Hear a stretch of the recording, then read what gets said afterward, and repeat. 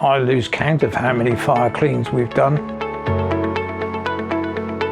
When you've had a fire in your property, the first thing we do when we're called in is carry out a triage process so that we identify what can be saved for restoration, what needs to be disposed of to prevent more fire odours in the property. We then look at how we clean the building, removing all the soot, thereafter, more importantly, the fire odours from the building.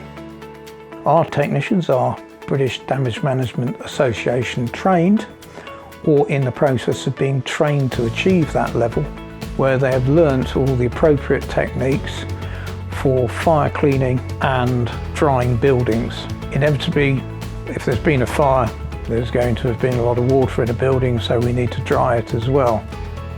To know the correct ways to remove soot, the right products to use, how to remove the odours from the building is a crucial part of the technician's job, because for you as the customer, what you want is when your building has been reinstated, there to be no fire odours whatsoever in the building.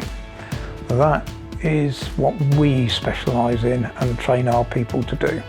CPL provides specialist fire clean-up services for schools, colleges and universities in the education sector.